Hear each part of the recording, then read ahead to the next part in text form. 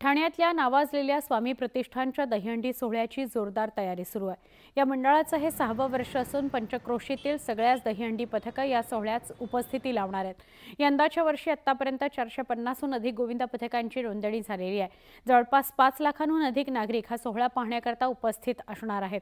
स्वामी प्रतिष्ठानचे शिवाजी पाटील यांच्या माध्यमातून या दहीहंडी उत्सवाचं आयोजन करण्यात आलेलं आहे। यंदा या दहीहंडीला एकूण बक्षीस 55 लाखांची आहेत। पहिलं बक्षीस 11 लाखांचं महिला सक्षमीकरण आणि मुंबईतल्या महिलांच्या सुरक्षिततेबाबत जनजागृती देखील या दहीहंडी महोत्सवातून केली जाणार आहे।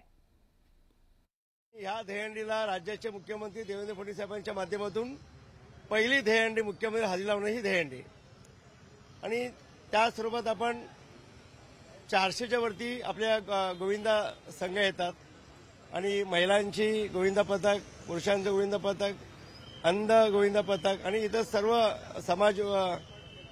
समाज हिताचे निर्णय आणि समाज उपयोगीचे आम्ही काही निर्णय आपण त्या माध्यमातून आपण हे करत राहतो।